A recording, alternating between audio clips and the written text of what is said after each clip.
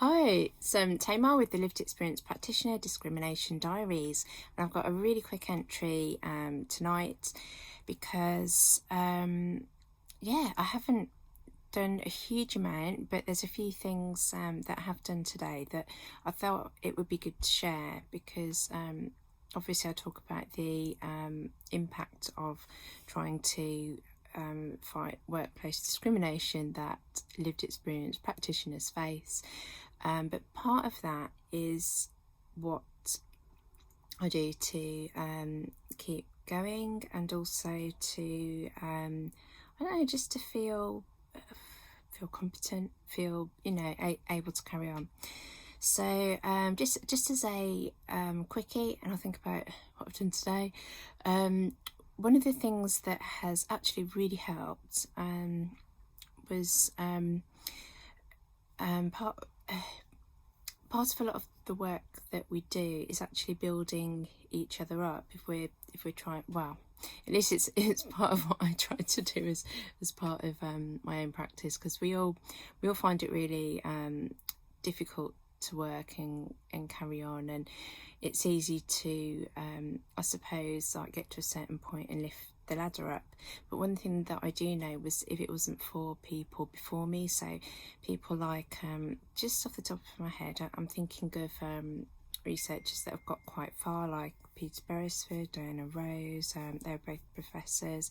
You've got people that are doctors of research, like Angela Sweeney, Sarah Carr. There's so many people that I could mention, but it's from people like that who've written about lived experience working, and about the difficulties of discrimination that we face, and the difficulties in trying to do this work. If it wasn't for them doing their work and also leaving things behind for people like me to read, then I wouldn't be able to get where I am today with that. So part of what I like to try and do, I'm not way up there with the professors or the doctors yet, but one thing that I do try and do is sort of enable other people, build other people up who are doing this. So one thing I felt quite good about today, I'm on the executive for the British and Irish group for the study of personality disorder, and we've got some elections coming up. So I've been bigging up we want some lived experience practitioners on the board, well, more lived experience practitioners. And locally we've got someone who is quite young, which is unusual for, lived experience work, and we don't get many teenagers or people who've just come out of CAMS or in young people's services. So got someone who is interested. They're also I mainly work in personality disorder, and particularly within the field that I work in, people who are diagnosed with, and staff who work in this field are often people from a Caucasian background. So you don't get many people from a non-Caucasian background. There's not many black or brown faces in the field in which I work in. So one thing that was amazing about this young person, she's got so much experience. Oh my goodness me, she's been working for 2 years, and flipping heck, she's got a Diana Award, she's writing a book, she's sort of on all these different committees and doing stuff, and she's helping to design personality disorder services locally. So she is brilliant. But one thing that I was able to do was to, as part of the work that I do, was on my position on the board, was able to nominate her and also find someone to second her application, help her a little bit with her application, although she didn't really need much help. It was really good. And yeah, so she's got that off today, and just well chuffed with her, because the thing is, it doesn't matter whether she's successful or not successful. It's a huge thing that she's applied for, and she's kind of getting her name out there, and that again, that really helps. It helps you know, all of us within the movement, when we can, when we have people who have more of a profile and who are, I don't know, just kind of getting on in the profession in which they're working in. So I'm really, really chuffed for her, and also it's nice to be able to, you know, genuinely help someone else. And there's part of that helps to give you an energy then to help yourself. Now, ideally what you do is you help yourself first, and then you're in a great position to help other people. I find that a bit hard. Anyway, I did do something for myself today. I had a meeting with my union rep, and my union rep's she's lovely.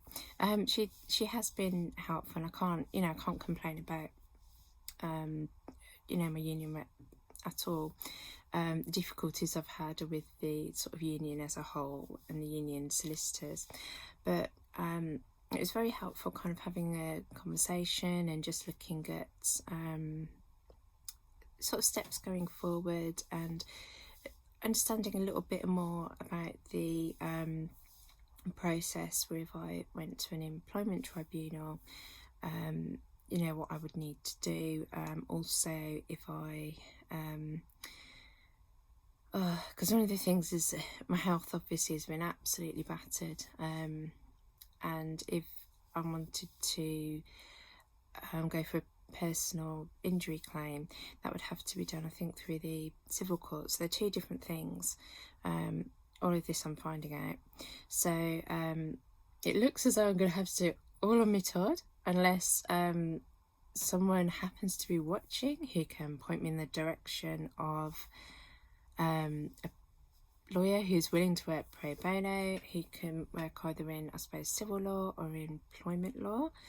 And yeah, so that'd be amazing. Otherwise I'm just going to have to go a Lone Ranger and do it myself, like the little red hen. So yes, that's where I'm at today. Oh, and the other thing I've done, I'm actually teaching. It's the first time I'll have taught on a PhD course, so quite looking forward to that.